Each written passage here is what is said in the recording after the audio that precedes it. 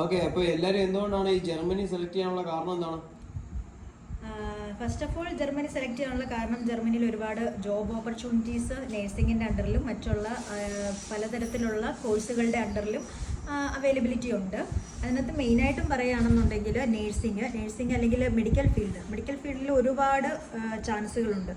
അപ്പം അതുപോലെ തന്നെ ഇപ്പം അവിടെയുള്ള ഇപ്പം വളർന്നു വരുന്ന കുട്ടികളൊന്നും വലിയ കാര്യമായിട്ട് നേഴ്സിങ്ങിന് കൂടുതൽ ഫോക്കസ് ചെയ്യുന്നില്ല. കാരണം അതൊരു നമ്മുടെ ശരീരം കൊണ്ടുള്ള കുറച്ച് അധ്വാനം ഉള്ളതും, അതായത് പേഷ്യൻസിനെ എടുക്കുകയും പിടിക്കുകയും അങ്ങനെയുള്ള ജോലികളൊക്കെ ചെയ്യേണ്ടത് കൊണ്ടും അപ്പം അങ്ങനെയൊക്കെയുള്ള സിറ്റുവേഷൻസ് ഒക്കെ ഉള്ളതുകൊണ്ട് ഇപ്പം അവിടെ അങ്ങനെ ആരും ആ ജോലിക്ക് അത്ര വലിയ ഇമ്പോർട്ടൻസ് കൊടുക്കുന്നില്ല. പിന്നെ അതുപോലെ തന്നെ വേറൊരു കാര്യം, അവർ ഇപ്പം പഠിക്കുന്നുണ്ടെങ്കിൽ പോലും അതിൻ്റെ കണ്ടിന്യൂസ് ആയിട്ടുള്ള എന്തെങ്കിലും ജോലി അവർ നേടിയിട്ട് എന്തെങ്കിലും ഒഫീഷ്യൽ വർക്കായിട്ട് ഇരിക്കുക എന്നുള്ളതാണ് മെയിനായിട്ട് ഇപ്പോൾ അവർ ഉദ്ദേശിക്കുന്നത്. ഇപ്പോൾ നേഴ്സായിട്ട് അവർ വൺസ് പാസ്സായി റെഡിയായി ജോലിക്ക് കയറി എന്ന് പറഞ്ഞാലും ആ എക്സ്പീരിയൻസ് എത്രയാണോ അത്രയും കിട്ടുന്നോടം വരെ അവർ കുറച്ച് നാളൊക്കെ ജോലി ചെയ്യും. അതിനുശേഷം പിന്നെ ആ ഒരു പർട്ടിക്കുലർ സമയം കഴിഞ്ഞ് കഴിഞ്ഞാൽ അവർ ഏതെങ്കിലും ഗസൂൺ ഹൈറ്റ്സ് ആംറ്റിലോ അങ്ങനെയുള്ള ഏതെങ്കിലും ഓഫീസുകളിൽ ഒക്കെയുള്ള അല്ലെങ്കിൽ നേഴ്സിങ്ങിൻ്റെ തന്നെ സൂപ്രണ്ടൻ്റ് അങ്ങനെയൊക്കെയുള്ള എന്തെങ്കിലും വർക്കുകളിലേക്ക് ഒക്കെ ആയിട്ട് അവർ പഠിക്കാൻ പോവുകയാണ് ചെയ്യുന്നത്. അതുകൊണ്ട് തന്നെ ഷോർട്ടേജ് പേഴ്സണൽസിൻ്റെ അവിടെ വരുന്നുണ്ട്. പിന്നെ അതുപോലെ തന്നെ വേറൊരു ഇമ്പോർട്ടൻ്റ് ആയിട്ടുള്ള കാര്യം, പേഴ്സണൽ ഷോർട്ടേജിൻ്റെ ഒരു കാര്യമാണ് അസുഖം. സിക്കിൻ്റെ അണ്ടറിൽ ഒരുപാട് പേര് നമുക്ക് ലീവ് ഡെയിലി വരുന്നുണ്ട്. അപ്പം അങ്ങനെ വരുമ്പോഴത്തേക്കിനും നമ്മുടെ കൂട്ടത്തിൽ വർക്ക് ചെയ്യുന്ന ആൾക്കാർ അങ്ങനെയൊക്കെയുള്ള ആ ഒരു ബുദ്ധിമുട്ട് വരുന്നുണ്ട്. അപ്പം ഈ സിറ്റുവേഷൻ അവിടെയുള്ള ആൾക്കാരുടെ കാര്യങ്ങളല്ലേ ഈ പറയുന്ന മൊത്തം അവിടെ നോർമലി അവിടെ ഉള്ളവർ ഇപ്പം നമ്മളവിടെ പോയി കഴിഞ്ഞാലും നമുക്കിപ്പോൾ അസുഖം വന്നു കഴിഞ്ഞാൽ നമ്മളും ഓട്ടോമാറ്റിക്കലി ലീവ് എടുക്കും. അപ്പോൾ അങ്ങനെ വരുമ്പോൾ നമ്മൾ കൂടുതൽ വർക്ക് ചെയ്യുന്ന ആരാണോ അവരെ സംബന്ധിച്ചിടത്തോളം ചിലപ്പോൾ ഇപ്പോൾ ഒരു ഡ്യൂട്ടിയിൽ അല്ലെങ്കിൽ ഒരു ഷിഫ്റ്റിലൊക്കെ രണ്ട് പേരോ 3 പേരൊക്കെ ആയിരിക്കും ഉണ്ടാവുക. അപ്പോൾ അങ്ങനെ വരുമ്പോൾ പെട്ടെന്ന് 2 പേരോ ഒരാളോ ഒക്കെ പെട്ടെന്ന് സിക്കാവുക അല്ലെങ്കിൽ സിറ്റുവേഷൻ വന്നു കഴിഞ്ഞ് കഴിഞ്ഞാൽ പെട്ടെന്ന് നമുക്ക് ഷോർട്ടേജ് വരും. അപ്പോൾ ഇങ്ങനെയൊക്കെ ചിലപ്പോൾ ഒരാൾ ഒരു ദിവസമൊന്നും ആയിരിക്കില്ല അസുഖം എടുക്കുന്നത്. അപ്പോൾ സിക്കിൻ്റെ അണ്ടറിൽ ചിലപ്പോൾ ഒരു മാസമൊക്കെയോ അല്ലെങ്കിൽ ഒരു 2 ആഴ്ചയൊക്കെ അങ്ങനെ ലീവുകൾ പോകും. അപ്പോൾ ഇതൊക്കെ ഒരു പേഴ്സണൽ ഷോർട്ടേജിനുള്ള ഓരോരോ കാര്യങ്ങളാണ് ജർമ്മനിയിൽ. അപ്പോൾ ഇതൊക്കെ കൊണ്ടാണ് ഒരുപാട് ഓപ്പർച്യൂണിറ്റീസ്. പിന്നെ അതുപോലെ തന്നെ ഒരുപാട് ഹോസ്പിറ്റലുകൾ ഓൾഡ് ഏജ് ഹോമും ഒക്കെ അവിടെ ഉണ്ട്. പക്ഷെ ഇവിടെ ഒന്നും കുറേ അടച്ചിട്ടിരിക്കുകയാണ്. കാരണം എന്താണ്, സ്റ്റാഫുകളില്ലാത്തതിൻ്റെ പേരിൽ. അപ്പോൾ ഇത്രയും ഈ ഒരു ഷോർട്ടേജ് ഉണ്ടെങ്കിൽ പോലും ഹോസ്പിറ്റലുകൾ അവൈലബിലിറ്റി ഉണ്ട്, പക്ഷേ എന്താണ്, അടച്ചിട്ടിരിക്കുകയാണ്. അപ്പോൾ ഇങ്ങനെയുള്ള സിറ്റുവേഷൻസിൽ നമുക്ക് മറ്റുള്ള രാജ്യങ്ങളിൽ നിന്നും ഇതുപോലെ പ്രൊഫഷണൽ ആയിട്ടുള്ള നഴ്സുമാരെയോ അല്ലെങ്കിൽ അങ്ങനെയുള്ള സ്റ്റാഫുകളെ വിളിച്ചേ പറ്റുള്ളൂ. അതുകൊണ്ടാണ് അത്രയും ഓപ്പർച്യൂണിറ്റി അവൈലബിൾ ആയിട്ടുള്ളത്. ഓക്കെ, അപ്പോൾ നമ്മളിവിടുന്ന് ഗോവത്തെ സെൻട്രം വഴി ഇപ്പോൾ നമ്മൾ ഗോവത്തെ സിലബസ് പഠിച്ചു കഴിഞ്ഞാൽ പോലും B2ന്റെ അല്ലെങ്കിൽ എക്സാം സ്ലോട്ട് കിട്ടാൻ വേണ്ടി ഭയങ്കര ബുദ്ധിമുട്ട് അനുഭവപ്പെടുന്നുണ്ട്. അപ്പോൾ അതിന്റെ കാരണം എന്താണ്?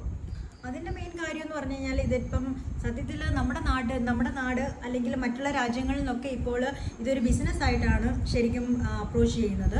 അപ്പോൾ ഇത് ഇടയിൽ ഏജൻസികൾ ഉണ്ടാവും. അപ്പോൾ ആ ഏജൻസി വഴി നമുക്ക് ഒരുപാട് ഇവരിങ്ങനെ സ്ലോട്ടുകളെല്ലാം നേരത്തെ ബുക്ക് ചെയ്ത് വെക്കും. അപ്പോൾ അതിൻ്റെ അണ്ടറിൽ ഈ ഇവർ ബൾക്കായിട്ട് തന്നെ ഏതെങ്കിലും നാട്ടിലുള്ള ജർമ്മൻ അക്കാഡമീസ് അങ്ങനെയൊക്കെയുള്ള അക്കാഡമീസിനൊക്കെ അവർ ഓൾറെഡി ആ സ്ലോട്ട് വിൽക്കും. അപ്പോൾ ഇങ്ങനെയൊക്കെ വന്നു കഴിഞ്ഞ് കഴിയുമ്പോൾ നമുക്ക് ഡയറക്റ്റ് ആയിട്ടുള്ള ഓൺലൈനായിട്ട് എടുക്കുന്നതിനും അല്ലെങ്കിൽ സീറ്റ് അവൈലബിലിറ്റി ഒക്കെ വളരെ കുറവായിരിക്കും. അതിൻ്റെ പേരിലാണ് ഈ വരുന്ന പൈസ കൊടുത്തും ഒക്കെ ഇത് നേടിയെടുക്കാൻ ആൾക്കാർ ഇങ്ങനെ അവൈലബിൾ ഉണ്ട്. ഇപ്പം നാട്ടിലൊരു 10 വർഷം ജോലി ചെയ്ത വ്യക്തി, നേഴ്സായിട്ടുള്ള ഒരു വ്യക്തി 10 വർഷം ജോലി ചെയ്തിട്ട് അവിടെ ചെന്ന് കഴിയുമ്പോഴത്തേക്ക് എക്സ്പീരിയൻസിന് ഒരു വാലിഡിറ്റി ഉണ്ടോ? അതായത് എക്സ്പീരിയൻസ് അവർ കണക്ക് കൂട്ടും? അല്ല, നേഴ്സിനെ സംബന്ധിച്ചിടത്തോളം ജർമ്മനിയിലെ എക്സ്പീരിയൻസ് എന്ന് പറയുന്നത് ഒരു ഇമ്പോർട്ടൻ്റ് ആയിട്ടുള്ള ഒരു കാര്യമല്ല. കാരണം എന്താണെന്ന് വെച്ച് കഴിഞ്ഞാൽ നമ്മൾ ചെല്ലുന്ന തൊട്ട് ഇപ്പം നമ്മളിവിടെ ഏത് രാജ്യത്ത് നേഴ്സിംഗ് പഠിച്ചെന്ന് പറഞ്ഞാലും ജർമ്മനിയെ സംബന്ധിച്ചിടത്തോളം അവരുടെ നാട്ടിൽ വന്നിട്ട് ഈ നമ്മൾ പഠിച്ച ഈ പർട്ടിക്കുലർ ഹൗസ് ബിൽഡിംഗ് അഥവാ നമ്മൾ പഠിച്ച ഈ ഒരു കോഴ്സ് വാലിഡ് എത്രത്തോളം ഉണ്ട് അല്ലെങ്കിൽ അതിനകത്ത് എത്രത്തോളം ഇനിയും അവരുടെ ആ ഒരു പർട്ടിക്കുലർ ഹൗസ് ബിൽഡിങ്ങുമായിട്ട് എങ്ങനെ മാച്ചപ്പ് ചെയ്ത് പോകണം അതിനെ ബേസ് ചെയ്ത് അവർ നമുക്കൊരു സമയം തരും. അതിന് ബേസ് ചെയ്ത് എക്സാംസ് ഉണ്ട്. ഈ എക്സാംസ് ക്ലിയർ ചെയ്യുന്നതും വരെ എത്ര എക്സ്പീരിയൻസ് ഉള്ളവരാണെങ്കിലും ജർമ്മനിയിൽ വന്നു കഴിഞ്ഞാൽ എന്താണ്, നേഴ്സിംഗ് അസിസ്റ്റൻ്റ് ആയിട്ട് മാത്രമായിരിക്കും അവരുടെ ജോലി സ്റ്റാർട്ട് ചെയ്യുന്നത്. പിന്നീട് അവർ ആ രജിസ്ട്രേഷനുള്ള എക്സാം, അതായത് അൻപാസും, അതായത് കെൻഡിനീസ് അഥവാ അൻപാസും എക്സാം അത് എഴുതിയെടുത്തതിന് ശേഷം മാത്രമായിരിക്കും അവർക്ക് ഒരു രജിസ്റ്റേർഡ് നേഴ്സ് എന്നുള്ള ഒരു ഇത് വരത്തുള്ളൂ. അതിനകത്ത് പ്രത്യേകിച്ച് ഒരു എഫ്ആറും അതായത് എക്സ്പീരിയൻസിൽ ഒരു ഇമ്പോർട്ടൻസും നമ്മൾ കൊടുക്കുന്നില്ല. B2 പാസ്സായ ഒരു വ്യക്തിക്ക് ജർമ്മനി പോകുന്നതിന് എന്തോ ചെലവ് വരും? B2 പാസ്സായ ഒരു വ്യക്തിക്ക് ശരിക്കും പറഞ്ഞു കഴിഞ്ഞാൽ B2 പാസ്സാണെങ്കിൽ നിങ്ങളൊരു CV മേക്ക് ചെയ്യുക സ്വന്തമായിട്ട് തന്നെ. എന്നിട്ട് ആ CV ഓഫ് ഡോഷിലായിരിക്കണം, ജർമ്മനിലായിരിക്കണം. എന്നിട്ട് നമ്മുടെ സർട്ടിഫിക്കറ്റ്സുകൾ ആവശ്യമായിട്ടുള്ളത് വാലിഡ് ആയിട്ടുള്ള പാസ്പോർട്ട്, അതുപോലെ 1, 2, 3 വർഷത്തെ ലോങ് ആയിട്ട് വരുന്ന പാസ്പോർട്ടായിരിക്കണം. അങ്ങനെയുള്ള പാസ്പോർട്ട് കാര്യങ്ങളെല്ലാം നമ്മൾ ഡയറക്റ്റായിട്ട് ഒത്തിരി ജർമ്മൻ ഹോസ്പിറ്റലുകൾ അവൈലബിലിറ്റി ഉണ്ട്. ഈ ഹോസ്പിറ്റലുകളിലേക്ക് ഡയറക്റ്റ് ആയിട്ട് അവരുടെ ഓൺലൈൻ വഴി നമുക്ക് ജോബ് സെർച്ച് ചെയ്യാനുള്ള സ്റ്റെല്ല ആംഗ്ബോട്ട് എന്ന് പറയുന്ന ഒരു സൈറ്റ് പർട്ടിക്കുലർ സൈറ്റിലുണ്ടായിരിക്കും. അവിടെ നമ്മൾ ഡയറക്റ്റായിട്ട് ഇതെല്ലാം ഇത് ചെയ്യുവാണെന്നുണ്ടെങ്കിൽ അവർ തന്നെ നമ്മളെ കോൺടാക്റ്റ് ചെയ്യും. കോൺടാക്റ്റ് ചെയ്തിട്ട് നമുക്ക് വേണ്ട ഇൻ്റർവ്യൂസ് കാര്യങ്ങളെല്ലാം നമുക്ക് തന്നെ എടുത്ത്, പക്ഷെ ഇച്ചിരി മെനക്കേടാണ്. എന്ന് വെച്ച് കഴിഞ്ഞാൽ നമ്മൾ ചിലപ്പം നമ്മൾ ചെയ്യുന്ന എല്ലായിടത്തും കിട്ടിയെന്ന് വരില്ല, ചിലപ്പം കുറേ നാൾ കഴിഞ്ഞിട്ടായിരിക്കും റിപ്ലൈ വരുന്നത്. അങ്ങനെയൊക്കെ നമ്മൾ ചെയ്ത് B2 ഒക്കെ പ്രൊഫഷൻ്റ് ആയിട്ട് നമ്മൾ ഇത് ആക്കിയെന്നുണ്ടെന്നുണ്ടെങ്കിൽ മസ്റ്റായിട്ടും അവർക്ക് ഒരു ജോബ് അവൈലബിലിറ്റി അല്ലെങ്കിൽ ഓപ്പർച്യൂണിറ്റി അവിടെ ഉണ്ടെങ്കിൽ അവർ മസ്റ്റായിട്ട് നമ്മളെ കോൺടാക്റ്റ് ചെയ്യും. അപ്പോൾ അതിനെ ബേസ് ചെയ്ത് ഇൻ്റർവ്യൂസ് എല്ലാം അറ്റൻഡ് ചെയ്ത് അവരതിനകത്ത് കൺവിൻസ്ഡ് ആണ് എന്നുണ്ടെങ്കിൽ അവർ തന്നെ നമുക്ക് ബാക്കിയുള്ള കാര്യങ്ങളിലേക്കൊക്കെ ഹെൽപ്പ് ചെയ്യാറുണ്ട്. അതിന് തന്നെ ഓരോ ഹോസ്പിറ്റലുകളിലും അതിൻ്റെ തന്നെ ഇൻ്റഗ്രേഷൻ മാനേജേഴ്സ് അവൈലബിൾ ആണ്. അവരാണ് അതിന് വേണ്ടിയിട്ട് എല്ലാ കാര്യങ്ങളും ആ പർട്ടിക്കുലർ ആരാണോ അതിന് വേണ്ടിയിട്ട് അപ്ലൈ ചെയ്യുന്നത് അവരെ സഹായിക്കുന്നത്. ഓക്കെ, നമ്മളിപ്പോൾ കണ്ടുവരുന്നത് നമ്മുടെ നാട്ടിലുള്ള ഓൺലൈൻ ഇൻസ്റ്റിറ്റ്യൂട്ട് അല്ലെങ്കിൽ ഓഫ്ലൈൻ ഇൻസ്റ്റിറ്റ്യൂട്ടുകളിലെല്ലാം A1 A2 നല്ല പെർഫെക്റ്റ് ആയിട്ട് കൊടുക്കുന്നു. B1 B2 അവർ ഭയങ്കരമായിട്ട് ഉഴപ്പിക്കുന്നു. കാരണം B1 B2 അവിടെ തറവായിട്ടുള്ളൊരു ക്ലാസ് അവിടെ കൊടുക്കുന്നില്ല എന്ന് പിള്ളേരുടെ ഒരുപാട് പരാതി നമ്മൾ കേട്ടിട്ടുണ്ട്. അപ്പോൾ അതെന്താ അതിനുള്ള കാരണം എന്താണ്? അതിൻ്റെ ഒരു മെയിൻ ഞാൻ കണ്ടിടത്തോളം വെച്ചിട്ട് പറയുകയാണെങ്കിൽ ഇപ്പോൾ ഈ A1 A2 B1 B2 ഇവിടെ ഇപ്പോൾ ഓരോ ഇൻസ്റ്റിറ്റ്യൂട്ടിലും പഠിച്ച കുട്ടികളിൽ തന്നെ കുറച്ച് പേരായിരിക്കും മേ ബി അവിടെ തന്നെ അവർ ടീച്ചേഴ്സായിട്ടോ അല്ലെങ്കിൽ ഒരു ഇതുപോലത്തെ എന്തൊരു ലെഗിൻ ഹൈറ്റിന് വേണ്ടിയിട്ട് ശ്രമിക്കുന്നത്. അപ്പം അങ്ങനെ വരുന്ന കുട്ടികൾക്ക് ചിലപ്പോൾ ആ പിള്ളേരുമായിട്ട് അത് ഒരു നേറ്റീവ് സ്പീക്കറുമായിട്ട് സംസാരിച്ച് അല്ലെങ്കിൽ അവിടെ ജർമ്മനിയുമായിട്ട് ഇടപഴകി ജീവിക്കുന്ന ഒരു വ്യക്തിയുടെ ലാംഗ്വേജോ അല്ലെങ്കിൽ അവരുടേതായിട്ടുള്ള ഒരു ഇതിലേക്ക് വരണമെന്നുണ്ടെങ്കിൽ നല്ല സമയമെടുക്കും. അപ്പോൾ ആ സമയത്തിനകത്ത് ഇവിടെയുള്ള കുട്ടികളെ ഈ B1 B2 ഒക്കെ പഠിപ്പിച്ചെടുക്കുന്നത് പ്രസൻ്റായിട്ട് ഇറങ്ങിയ കുട്ടികളാണെന്നുണ്ടെങ്കിൽ എനിക്ക് തോന്നുന്നില്ല അതിച്ച് ഐൻഫാഹ അല്ലെങ്കിൽ അതൊരു എളുപ്പമായിട്ടുള്ളൊരു കാര്യമാണെന്ന് എനിക്ക് തോന്നുന്നില്ല. അതായിരിക്കാം മേ ബി അതിൻ്റെ ഒരു മെയിൻ റീസൺ.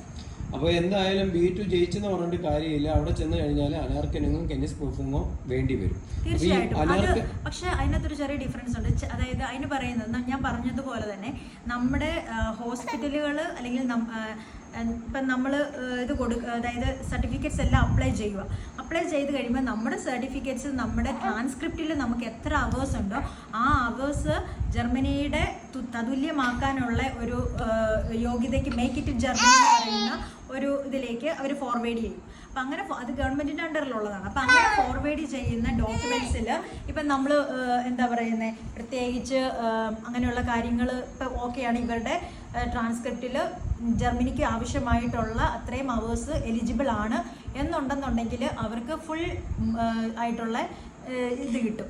അപ്പം ആ ബെഷൈഡിനകത്ത് അവർക്ക് എന്താണ് കെനിനീസ് പ്രൂഫിങ്ങോ അൻപാസിങ്ങോ എഴുതേണ്ട കാര്യമില്ല. അങ്ങനെയുള്ള ഒരുപാട് ഫ്രണ്ട്സിനെയും എനിക്കറിയാം. അപ്പം അതല്ലാത്ത പക്ഷമുള്ള ഇപ്പം തതുല്യതല്ല നിങ്ങൾ ഇനിയും ഇവിടെ വന്ന് ഇത്ര വർഷത്തെ അല്ലെങ്കിൽ ഇത്ര മാസത്തെ കോഴ്സ് പഠിച്ച് അൻപാസിങ്ങോ കെനിനീസ് പ്രൂഫിങ്ങോ നിങ്ങൾ പഠിച്ചാൽ മാത്രമേ ഉള്ളൂ നിങ്ങൾക്ക് ജർമ്മനിയിൽ രജിസ്റ്റേർഡ് നേഴ്സ് ആകാൻ പറ്റുമെന്ന് ആ ബെഷൈഡിൽ എഴുതിയിട്ടുണ്ടെങ്കിൽ മസ്റ്റായിട്ടും അത് അങ്ങനെ തന്നെ ആയിരിക്കും. അപ്പോൾ ശരിക്കും പറഞ്ഞാൽ +2 കഴിഞ്ഞിട്ട് ഉടനെ നമ്മൾ നേഴ്സിംഗ് പഠിക്കാൻ വേണ്ടി അവിടെ പോകുന്നതായിരിക്കും ഏറ്റവും ബെറ്റർ. അതാകുമ്പോൾ നമുക്ക് ആറിനായിട്ട് തന്നെ ഇറങ്ങുകയും ചെയ്യാം. 3 വർഷത്തെ കോഴ്സും കൊണ്ട് നമുക്ക് പഠിച്ചിറങ്ങുകയും ചെയ്യാം. അതുപോലെ തന്നെ നമുക്ക് കെന്നിസ് പ്രൂഫിങ്ങോ അനാർക്കലിങ്ങിന് ഒരു പേടിയും വേണ്ട, അങ്ങനെ എക്സാമും വേണ്ട. പഠിച്ചിറങ്ങുമ്പോൾ തന്നെ നമുക്ക് ഓൺ ദ സ്പോട്ടിൽ തന്നെ ജോലി 10,300 രൂപ ശമ്പളം നമുക്ക് കിട്ടും അല്ലേ? അങ്ങനെയാണ് നോർമലി അവിടെ ഹൗസ് ബിൽഡിങ്ങിന്. അതുകൊണ്ടാണ് ജർമ്മനിയിൽ കണ്ടുവരുന്ന ഏറ്റവും മികച്ചമായ ഹോസ്പിറ്റൽ ഏതായിരിക്കും? മികച്ചമായ ഹോസ്പിറ്റൽ എന്ന് പറയുമ്പോൾ ഏറ്റവും ബെറ്റർ ഹോസ്പിറ്റൽ എന്ന് വെച്ച് കഴിഞ്ഞാൽ വലിയ ഭാരമില്ലാത്ത ജോലിയും അങ്ങനെയുള്ള ഹോസ്പിറ്റൽ നമുക്ക് പറയാൻ പറ്റത്തില്ല. കാരണം ജർമ്മനിയിലുള്ള ഹോസ്പിറ്റലുകളിലെല്ലാം ഓൾമോസ്റ്റ് നമുക്ക് ചെയ്യേണ്ട ഒരുപാട് റുട്ടീൻസ് ഉണ്ട്. അതെല്ലാം ഏകദേശം എല്ലാ ക്രാങ്കൻ ഹൗസുകളിലും സെയിം ആണ്.